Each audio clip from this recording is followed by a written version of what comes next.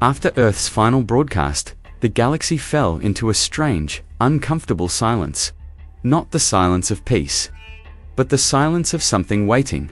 No more attacks came, no fleets moved, not a single cannon fired. Across hundreds of star systems, war councils disbanded, invasion plans were burned, and old enemies suddenly found excuses to become neutral.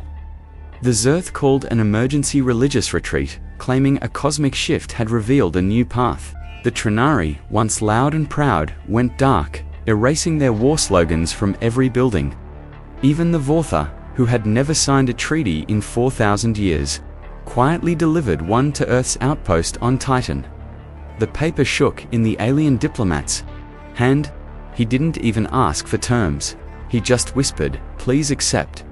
Earth didn't respond with parades or celebration. There were no victory speeches, no banners in the sky. Instead, Earth returned to its quiet ways. But now, the galaxy watched differently. Every movement, every word from a human official was recorded, analyzed, and feared. Even the smallest actions like a research vessel docking on a neutral moon were followed with dread. Is this just science? Or is it a warning? The most violent empires grew careful. Smugglers stopped trafficking humans. Pirates stopped targeting Earth's colonies. An entire species that once mocked human emotions now studied them like holy texts, hoping to understand what made this small blue planet so terrifying when pushed too far. Because that was the truth, humans weren't feared for their power alone. They were feared for their restraint, for how long they waited, for how hard they tried to avoid bloodshed, and for what they were willing to do when those efforts were ignored. Humanity, once dismissed as fragile, was now seen as something ancient, not just advanced, but deep, like a volcano that looks peaceful until it erupts. Some called it diplomacy backed by nightmares. Others called it a new galactic order, but the quiet truth whispered across cantinas, temples, and war rooms alike was this: peace didn't come from love. It came from fear. A fear so primal, so honest, that even the most hardened killers refused to challenge it. And yet, Earth never bragged, never demanded tribute. They just asked one thing: leave us alone, let us build, let us live. And, strangely, that made the fear even worse. Because if this was what humanity did when cornered, what might they become if they ever chose to conquer? That question hung like smoke over every empire, every star. And so, the galaxy behaved. Treaties were honored, borders held, and in the dark corners of space, where whispers spread faster than light, one name was now spoken with caution, with Da, and with a deep, unshakable respect: Earth. Years passed, then decades. Children born after the silence knew only peace, but their parents remembered the message.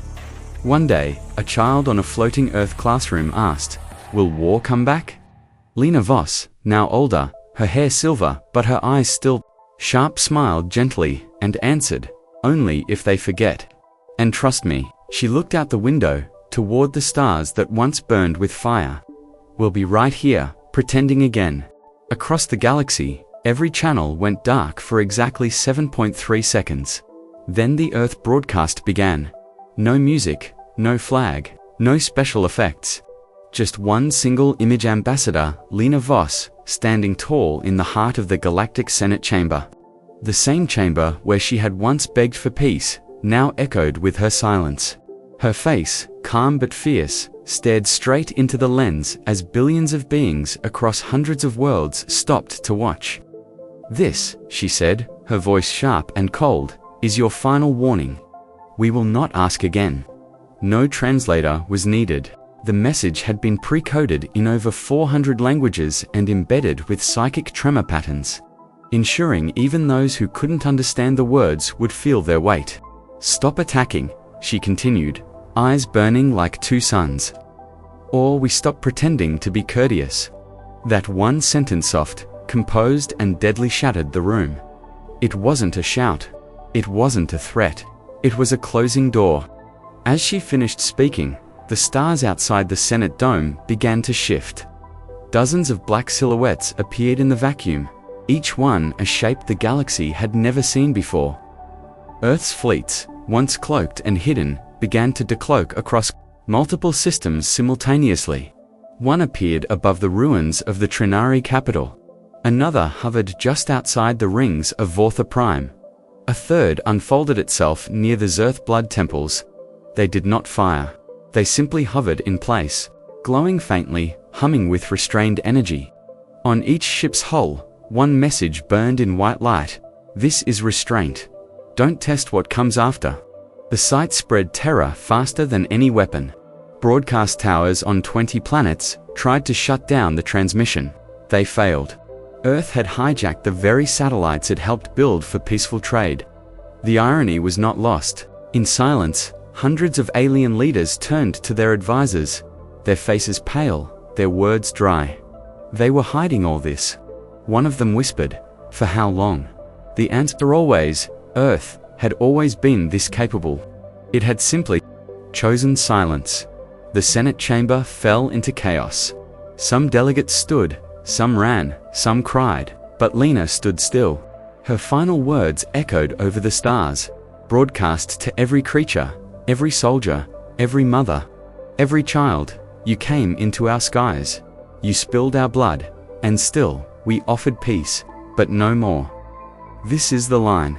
Stand down or watch everything you know disappear. And then, she walked away. No applause, no dramatic music, just footsteps fading on stone. Behind her, every ship held its position still, glowing, unblinking. A force not begging for war, but warning what it could do if war continued. The galaxy held its breath, and in that moment, a terrifying realization swept through even the most powerful rulers. Earth didn't just have the strength to destroy, it had the will to wait, to watch, to warn, and to strike only when the moment was right. That made them more dangerous than any empire the galaxy had ever known. Not because of their weapons, but because of their discipline, their patience, their quiet fury. The message had been delivered. Not with explosions, not with blood, but with truth. And the stars would never be the same again. After the quiet swept across the stars, Earth didn't leave a trail of bodies behind, they left questions. Whole governments collapsed without understanding how. But Earth didn't kill everyone. Instead, they captured from burning warships, from broken palaces, and from hidden fortresses.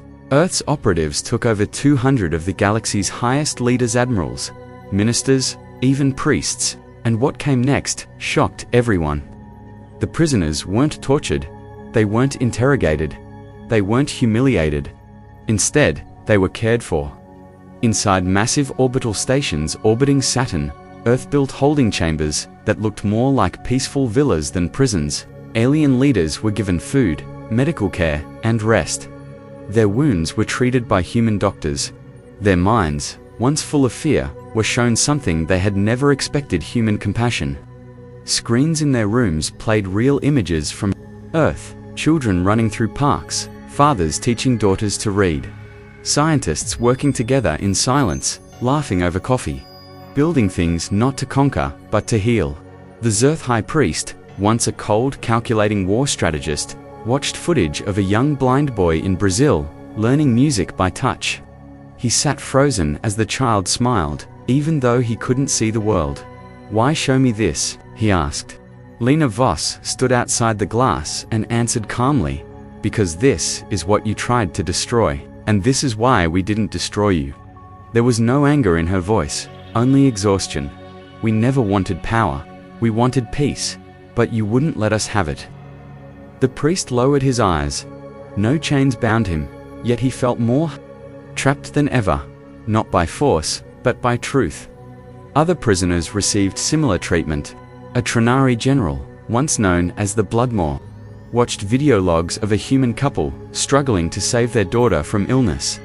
The general, responsible for thousands of Earth deaths, wept silently as he watched the father carry the little girl to every hospital, refusing to give up.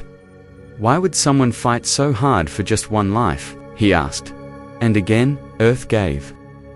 No long speeches, only a quiet reply, because every life matters to us.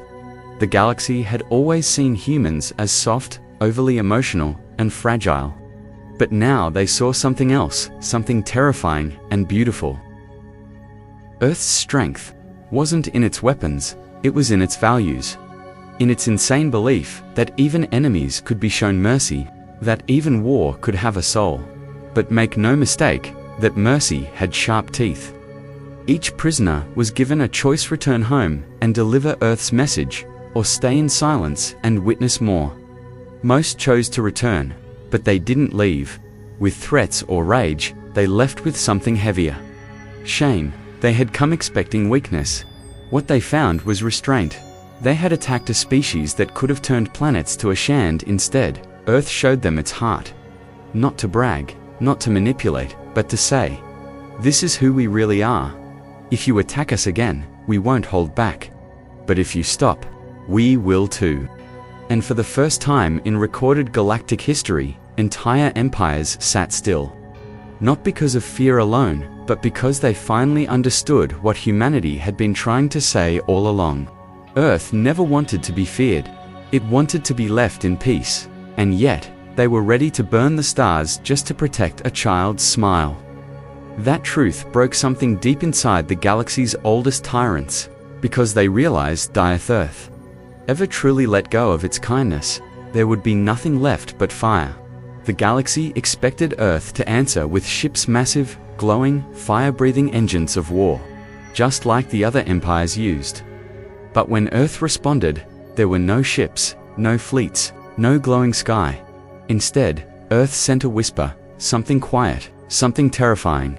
They called them the quietly Black Ops soldiers, enhanced by neural war lattice, memory-merged combat instincts, and cloaking tech stolen from 3 extinct civilizations. They didn't speak. They didn't blink. They didn't even need ships. They folded through dimensions using a process Earth scientists called skin slipping, a brutal form of instant transport that left no trace, no signal, no warning. One moment, a Earth command ship was flying above its home planet, protected by 10 layers of shields and 2 fleets. The next, the ship's bridge went silent. Every crew member was dead, their bodies untouched, except the Emperor. His blood was painted in a perfect circle on the glass throne room wall. No breach, no alert, just a red ring and one line carved into the throne in human English. "This is your only chance to back down." Panic followed. The Zerth activated every scanner. They had nothing, not a trace of a human ship, not a blip in the sensors. They sent ships fleeing in all directions, screaming for help. But it was already too late. The Quiet were already inside. In the next 3 days, 7 more command centers fell. One alien admiral tried to lock himself inside a fortified moon bunker. The Quiet walked in anyway. When a frightened technician asked how they got through, the only reply was a chilling whisper through static: "We never left." Galaxies watched in disbelief. Earth hadn't just changed the game, they had rewritten it. Entire empires that once mocked humans now begged for information. Who trained these soldiers? What technology lets them vanish and appear like ghosts? Earth gave no answers, not because they were cruel but because they didn't have to explain anymore. Even the other human nations didn't fully understand the Quiet. These weren't just warriors, they were shadows born from centuries of restraint. Generals who had lost family in past alien skirmishes, scientists who had buried their guilt under silence, and children, now grown, raised on a planet that swore to never be weak again. They were rage given discipline, pain given purpose. One alien general, half mad and shaking during a press broadcast, said it best: "Earth doesn't fight fair." And he was right. Earth never promised. The other empires relied on size, power, and spectacle. Earth relied on focus, silence, and precision. While others screamed threats into the void, Earth made one calm decision and turned the war into a hunt. But here's the cruelest truth: the Quiet didn't kill everyone. They only killed those who led. The message was clear: we could destroy everything, but we're giving you a chance. That was scarier than any bomb, because it meant Earth wasn't out of control, they were in perfect control. And when your enemy is calm while you're bleeding, That's when you realize the real war is already over. The galaxy thought humans were emotional. Turns out, that was true. But when those emotions are focused, sharpened, and backed by technology no one else can track, then what you're facing isn't just an army. It's a nightmare wrapped in silence, and it walks among you before you even hear the first sound. It happened without warning. A Trinari battle group, sleek silver, merciless, descended on Earth's outer colonies like shadows made of fire. They moved fast, hit hard, and vanished just as quickly. 12,000 humans dead in less than 7 minutes. Scientists, farmers, children, gone. The news echoed across every human screen. Colony, Epsilon, lost. No survivors. Earth's cities stood still. No alarms, no retaliation, just grief. And silence. That silence confused the galaxy. Other species expected Earth to panic, to beg, maybe even to surrender. But Earth did none of those things. No broadcasts, no threats, just silence. A quiet so sharp, it felt like the calm before a storm. Even inside Earth's command centers, generals spoke in whispers. Not because they were afraid, but because something ancient had just woken up inside them. Something cold. Something patient. Lena Voss didn't cry. She stood before the United Earth Council, her face like carved stone, and gave the only order that mattered: activate Morpheus. Begin shadow phase. The Trinari, drunk on their quick victory, laughed across their channels. The humans, "We'll kneel," one captain joked. "We burned their outer shell." But then, their ships began to vanish. No battles, no explosions. Just gone. One by one, their long-range destroyers blinked out of existence, as if reality had swallowed them. The Trinari High Signal Command sent out frantic messages. None returned. Then, on every Trinari screen from palace walls to personal devices, message appeared in perfect, emotionless human text: "You have misunderstood our kindness for weakness. That ends now." It was not a threat. It was not a demand. It was a verdict. And it didn't come with fanfare. Just cold, final truth. What followed wasn't war, it was erasure. The quiet agents, enhanced human operatives trained in dimensional infiltration, moved like shadows across Trinari worlds. They didn't march. They didn't shout. They arrived inside military bases without setting off alarms. One blink, and the command center would go dark. No bullets, no screams, just a message written on the wall in Trinari blood: "This is mercy. The next won't be Griffin." Within 48 hours, over a dozen Trinari cities reported total infrastructure failure, their skies filled with static. Their leadership vanished, and not a single Earth ship was ever seen above them. The galaxy was stunned. Earth hadn't sent fleets. Earth hadn't declared war. Earth had simply responded, like a wolf that waits until the hunter gets too close before striking. The worst part, Earth said nothing more. No interviews, no updates. Just that single message still glowing on every alien screen like a whisper of judgment that never faded. Some called it revenge. Others called it justice. But those who truly understood, humans knew what it really was: a line being drawn. One last warning. The lie of Earth's weakness was gone, and with it, the illusion of safety for those who dared test our patience. The Trinari Empire, once proud and arrogant, now sat in the dark, powerless, silent, terrified. Because now they knew the truth. Humans do not attack first, but if they are forced to stand, they do not stop, until the silence returns. The biggest lie Earth ever told the galaxy was that we were harmless. While the other empires flexed their muscle with warships the size of cities and weapons that could slice moons in half, humans just smiled. We gave away medical tech. We traded clean water filters for raw, or we played the fool, perfectly. Always curious, always behind, but that wasn't the truth. That was the mask. The real Earth, the one behind the smiles and trade. Ships had been preparing since the first alien signal reached our satellites. It wasn't fear that drove us. It was instinct. Humanity knew its history. We had turned our own skies red more than once. We had dropped bombs on cities, and poisoned oceans, and pushed ourselves to the edge of extinction before. So, when we saw what the galaxy was like, we decided not to show our fangs, not yet.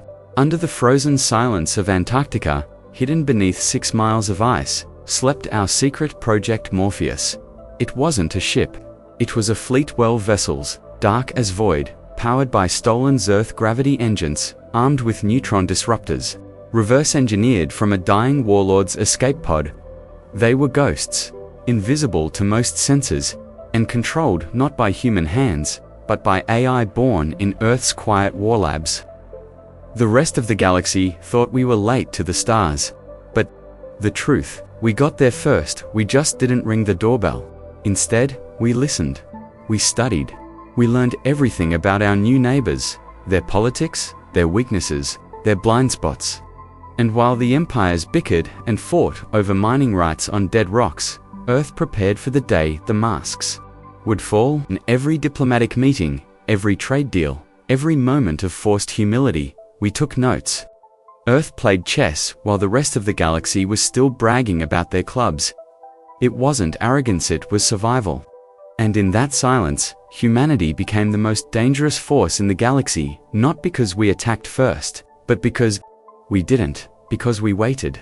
Some human scientists called it strategic invisibility. Some generals called it the long shadow. But to those who knew the full truth, it was simply this: Earth was pretending.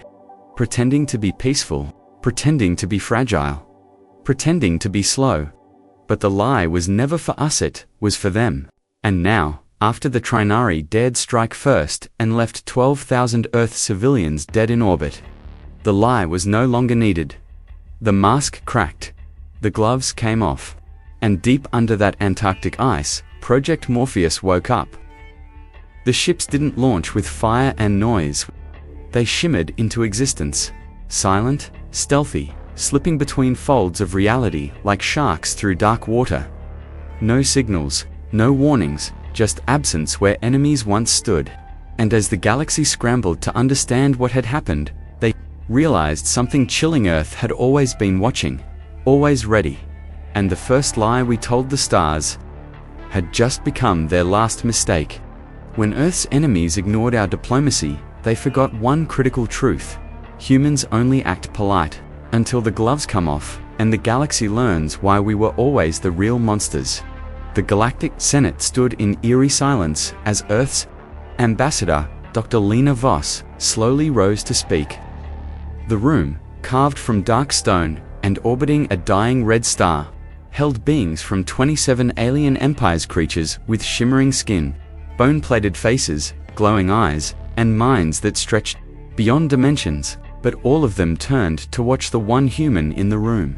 Lena adjusted the silver pin on her collar, small Earth emblem, almost laughably simple beside the jeweled armor of the Zerth High Commander or the living fog of the Trinari speaker. Her voice, calm but cold, sliced through the chamber. We have tried reason, we have sent gifts, we signed treaties. We even held silence when you bombed our colonies. And still, you press your claws deeper. Whispers passed between the delegates. Some smirked, others didn't bother to hide their boredom. Earth to them was the soft voice in the crowd, the species that talked too much, forgave too quickly, and fought too little. But Lena's eyes held a stillness they couldn't explain, a quiet fury behind her diplomatic words. You think humans are weak because we choose peace, she continued, stepping closer to the central ring. You mistake our kindness for submission. But there's something you should understand before you push any further. The lights in the room dimmed for a moment, just long enough for shadows to flicker unnaturally across the curved ceiling. We are the only species in this galaxy who survived destroying ourselves twice. The statement hit like a silent explosion. The Vorlaxian warlord blinked slowly. The Zerth priest's fingers curled tight on his staff. Lena walked slowly, now her voice gaining strength. We built weapons meant to crack planets in half, then buried them because we feared what we had become. We touched the edge of extinction and chose, consciously, to turn away from the fire. That wasn't weakness, that was control. A pause, but control has limits. One of the Trinari delegates floated forward, its voice slithering through. The air, is that a threat? Lena turned her head slowly, the faintest smile playing on her lips. No, she said. This is a warning. And Earth doesn't give many of those. For the first time, true discomfort rippled through the Senate. They had seen human art, music, stories. They had laughed at how emotional we were, at how easily we cried, or forgave, or danced in the streets after small victories. But in that moment, as Lena stood calmly before them, they remembered what else. Humans were stubborn, relentless, and terrifying when cornered. She raised one hand and tapped the glowing pad beside her. A hologram flickered into life behind her. It showed a star system set of 5. A few taps later, it showed that system gone silent, empty. That was our first test. 15 years ago, we never shared this. We hoped we'd never need it. She looked up, but here we are. Shock spread like fire. The Trinari hissed. The Zerth priest stepped back. The room buzzed, but no one spoke above her. Lena's voice dropped to a whisper that still carried through the chamber. Stop attacking us. Or, we stop pretending to be courteous. The lights returned. She walked back to her seat and sat, spine straight, eyes forward. The silence returned, heavier this time, thick with something more than tension fear. No one dared speak next. No one laughed. Because in that moment, across the stars, every empire watching knew the truth. The humans had been holding back, and they had just opened the door to the storm.